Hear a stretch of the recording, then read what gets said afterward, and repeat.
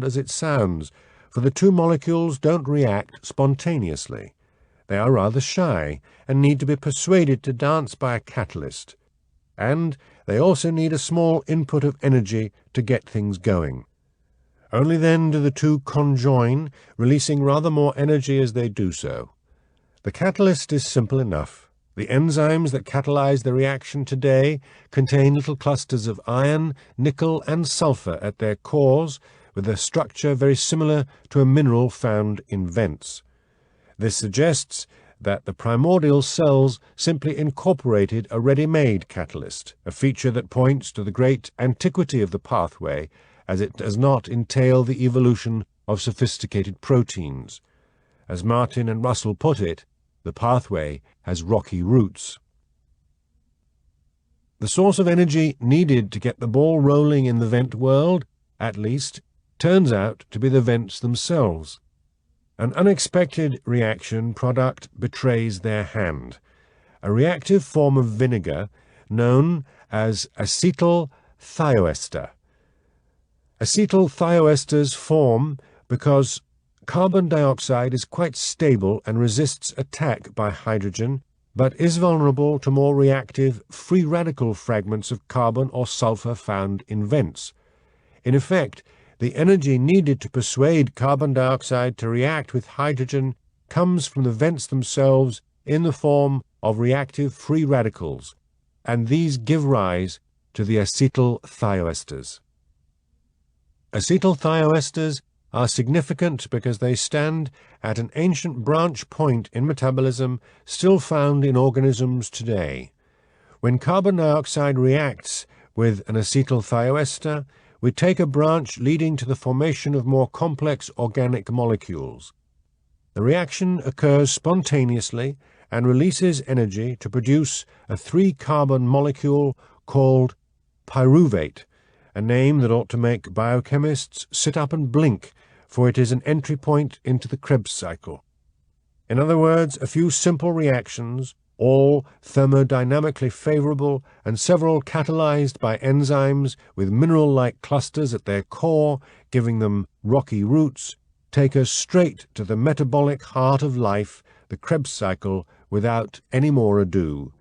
And once we've broken into the Krebs cycle, all we need is a nice, steady supply of ATP to start it spinning, to generate the building blocks of life. Energy is exactly what the other prong of the fork provides when phosphate reacts with another acetyl thioester. Admittedly, the reaction doesn't produce ATP, but a simpler form called acetyl phosphate. Even so, this serves much the same purpose and is still used alongside ATP by some bacteria today. It does exactly the same thing as ATP. It transfers its reactive phosphate group onto other molecules, giving them a kind of energy tag that activates them in turn. The process is a bit like the children's game of tag, in which one child is it and must touch a second child who then becomes it instead. The child who is it gains a reactivity to pass on to the next child. Transferring phosphate from one molecule to another works in much the same way. The reactive tag activates molecules that would not otherwise react. This is how ATP can drive the Krebs cycle backwards, and acetyl phosphate does exactly the same thing. Once the reactive phosphate tag has been transferred, the waste is simply vinegar, a common product of bacteria today. Next time you open a bottle of wine that has gone sour, turning to vinegar, spare a thought for the bacteria at work in the bottle, generating a waste product as old as life itself, a waste more venerable than even the finest vintage. Pulling all this together, alkaline hydrothermal vents continuously generate acetyl thioesters, providing both a starting point for forming more complex organic molecules and the energy needed to make them, packaged in a format essentially the same as that used by cells today. The mineral cells that riddle the chimneys provide at once the means of concentrating the products, favoring such reactions, and the catalysts needed to speed up the process without any requirement for complex proteins at this stage. And finally, the bubbling of hydrogen and other gases into the labyrinth of mineral cells means that all the raw materials are replenished continually and thoroughly mixed. It is truly a fountain of life, except for one niggling little detail with the most pervasive consequences. The problem relates to that little kick of energy that's needed up front to warm relations between hydrogen and carbon dioxide.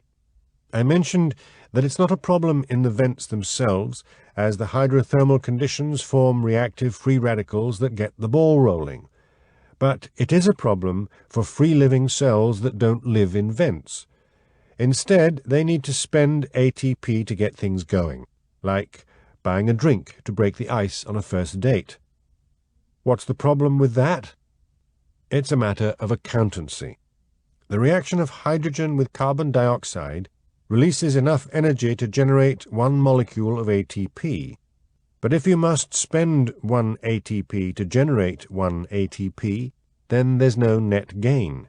And if there's no net gain, there can't be any spinning of the Krebs cycle, no production of complex organic molecules. Life might be able to get going in the vents, but then should remain forever bound to the vents by a kind of thermodynamic umbilical cord that could never be cut. Obviously, life isn't tied to the vents. If this whole account is not pure make-believe, how did we escape? The answer, put forward by Martin and Russell, is marvelous, for it explains why almost all life today makes use of an utterly peculiar method of respiration to generate energy, perhaps the most confoundingly counterintuitive mechanism in all biology.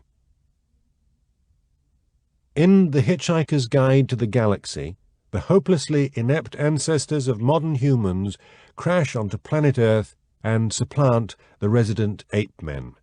They form a subcommittee to reinvent the wheel and adopt the leaf as legal tender, making everyone enormously rich. But they run into a serious problem with inflation, in which it costs about 3 deciduous forests to pay for a single ship's peanut. So our ancestors embark on a massive deflation program and burn down all the forests. It all sounds horribly plausible. Sinking beneath the frivolity, there is, I suppose, a serious point about the nature of currency. There is nothing whatsoever to anchor value. A peanut could be worth a gold bar, 1 penny, or 3 deciduous forests. It all depends on relative valuation, rarity, and so on. A £10 note can be worth whatever it wants to be. But this is not the case in chemistry. Earlier on, I compared ATP to a £10 note, and I chose the value with care. The bond energies in ATP are such that you must spend £10 to make 1 ATP, and you receive exactly £10 when you spend it. It is not relative in the same way as human currency, and that's the root of the problem for any bacteria that try to leave the vents. ATP is not so much a universal currency as a universal £10 note, inflexible in value and with no such thing as small change. If you want to buy a cheap drink to break the ice on a first date, you must hand over your £10 note, and even if the drink costs £2, you still don't get any change. There is no such thing as a fifth of an ATP molecule. And when you capture the energy released by the reaction of hydrogen with carbon dioxide, you can only store it in units of £10. Let's say you could, in principle, gain £18 from the reaction. That's not sufficient to make 2 ATPs, so you must make only 1. You lose £8 because there is no such thing as small change. Most of us face the same irritating problem at bureaux de change, which only deal in large denominations.